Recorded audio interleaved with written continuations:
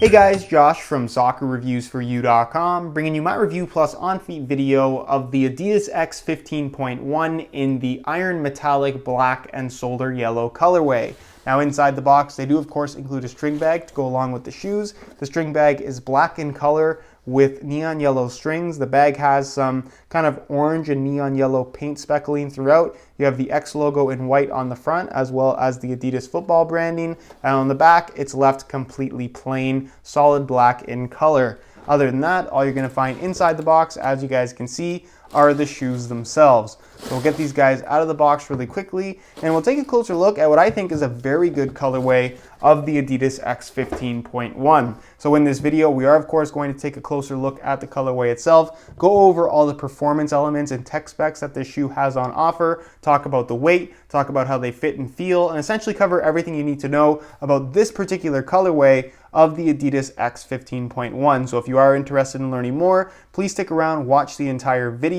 If you're interested in a pair of these for yourself, be sure to check out the review page on my website. That'll be the very first link down below in the description of this video. On that page, you will find Buy It Now links with exclusive SR4U coupon codes where you'll be able to pick these guys up below their normal $220 retail price. So again, if you're interested in a pair, first link down below, go ahead and check it out. And with that being said, let's get right into the review. To start things off, let's take a closer look at the colorway. Now, I'm personally a really big fan of these. This is probably one of my favorite colors of the X 15.1 that we've seen so far. It reminds me a lot of the launch color. It's almost like a reverse of that particular colorway release. I know a lot of people don't like the look of the X line from Adidas, but it's really growing on me. And in this colorway in particular, I think it looks absolutely fantastic. So the base color for the shoe is black, so it has that nice dark coloring. And just like the other black colorway we've seen of the X 15.1, it does have kind of a dark gray mixed in with the black, kind of giving it this carbon fiber look. Obviously, it's not actually carbon fiber, but it does look really cool up close.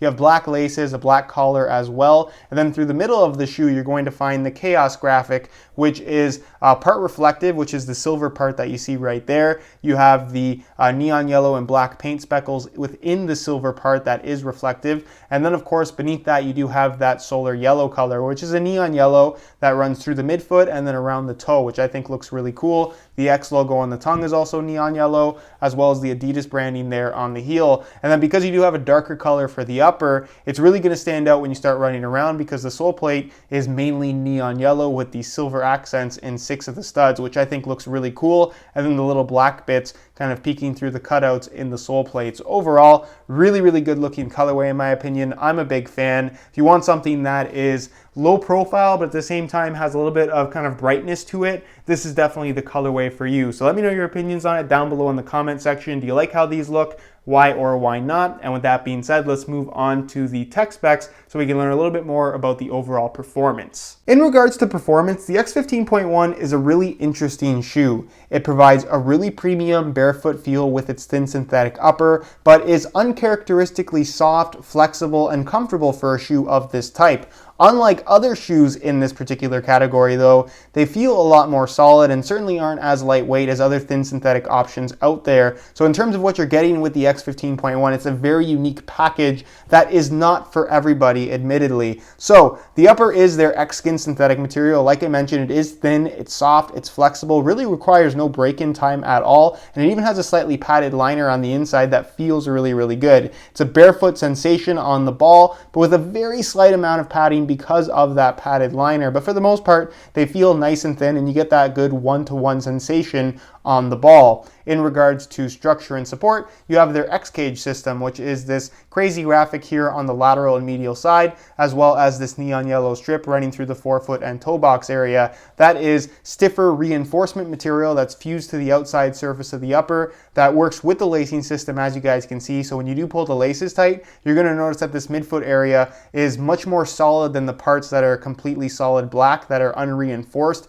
and it doesn't allow those areas of the shoe to stretch at all. So when pressure is applied, the shoe's not rolling over, the upper isn't stretching on you, it's giving you that nice one-to-one responsive sensation, which is what you want from this type of a shoe. In regards to other elements on the upper, you are going to find their non-stop grip dots, which hopefully when I get up close, you guys can see the very small dots that are across the surface of the black part of the upper. This is kind of their variation of ACC from Nike. It's supposed to provide better grip on the ball in wet weather playing conditions, and to a certain extent it does, although just like ACC, it's not really going to make or break your experience with the shoe at all. The laces run through the middle, as you guys can see. At the heel area, it does have an internal plastic heel counter, and then you have what looks to be some form of a collar, although this is still a low-cut shoe. I wouldn't compare it at all to what you're getting from the mid-cut models from Nike. This is their Tech Fit collar. You can see the branding right there on the inside in neon yellow. It's essentially an elasticated neoprene material that pretty much is just a slight enclosure here along the edges, and then right here in this area of the foot. So it doesn't go all the way into the shoe. It's not a full length kind of neoprene liner. It's just right here at the opening. It's more of a gimmicky thing, really doesn't have any impact on performance, but what it will impact is the actual fit of the shoe in the heel area, because that neoprene material extends into the heel liner, has some nice padding to it, but because of it being so soft and so kind of padded, it doesn't grip your socks all that well. So heel slippage is a minor issue for a lot of people, depending on how they fit you. If you buy them too big, your heel's going to slip a lot. Even if you buy them just right, you guys will see how they fit me during the on-feet portion of the video with no extra space at all. I still found that very minor heel slippage was an issue, not to the point where the shoe felt uncomfortable, but just to the point where I would still notice it pretty much every single time that I wear the shoe. So if that's something that worries you, if you're not a huge fan of heel slippage, or you're worried about your heel slipping a lot inside the shoe, maybe not the best option. But like I said, there are plenty of people that are wearing this shoe, have no problems with them. I've worn them before with the heel slippage. It's not something that is, like I said, something that would prevent me from wearing the shoe if I had buy these things for myself, but it is something that, now that I have experienced them, is something that I would perhaps fix about this shoe if I were to change something.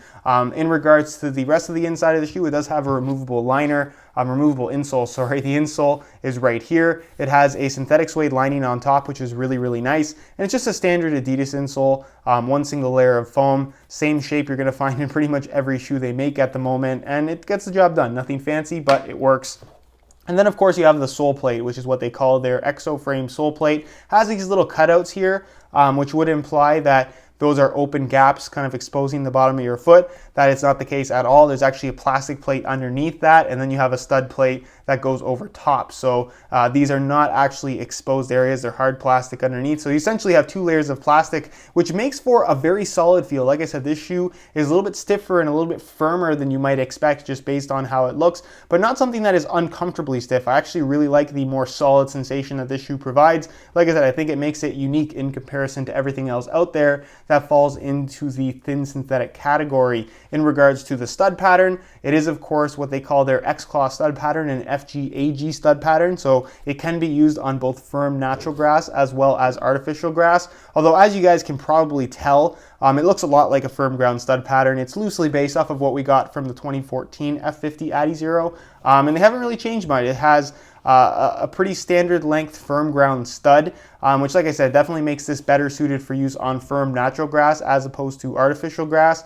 On AG fields, I found that the studs are a little bit too long, they're a little bit too clingy, and it just doesn't feel like an AG stud pattern should. Should you not use this shoe on artificial grass? That's kind of your call to make, but if you're looking for a true AG stud pattern, this certainly is not it. And then running through the middle of the shoe, you do have these support studs and the little toe pick studs that really don't make much of a difference at all. You don't notice them while you're actually wearing the shoes. So that's pretty much it in regards to what this shoe has on offer from a performance standpoint. A very capable shoe, but it does have its quirks. So if any of those kind of jump out as super alarming things for you, you may want to avoid these, but if those sound like things that wouldn't be major issues for yourself, you probably won't have any issues with the X15.1. Like I mentioned earlier in the video, the X15.1 is not quite as light as other thin synthetic shoes that would fall into the same category. So I'm going to weigh this pair for you today in real time using this scale. Keep in mind this is a brand new pair in a size 9 US. We're going to throw them on the scale, and you can see that they weigh in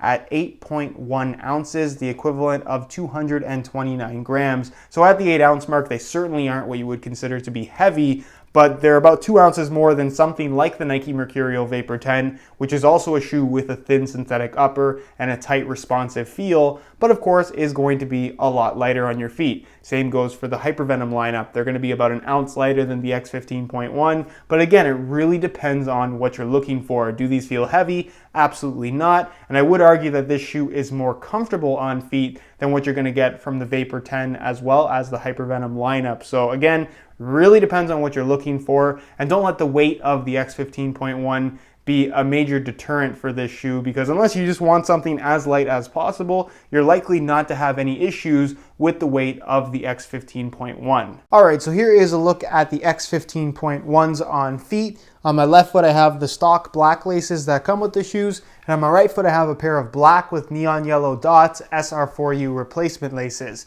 If you're interested in a pair of replacement laces for yourself, be sure to check out the website www.sr4ulaces.com. You'll find a direct link to that website down below in the description of this video. Now, in terms of how these things fit and feel on feet, they are very comfortable from right out of the box. There's not a lot of break-in time required here. You will find that the midfoot of the shoe, the upper, as well as the sole plate does feel a little bit firm at first, but that's something that you very quickly get used to. And if you have any issues with foot cramping, I found that just loosening the laces a little bit will kind of resolve that issue, at least the first couple times you wear them. But after that, it shouldn't be too much of a problem at all. The upper is soft, thin, and flexible against your foot, and they just feel very, very comfortable. The only point of controversy is, like I mentioned earlier, the heel, where there is some very minor heel slippage. As long as you get the right size and as long as you tie the laces nice and tight, it's not a significant issue whatsoever. But if they are a little bit too big for you, or you like to keep your laces a little bit more loose, probably not the best shoe to look at.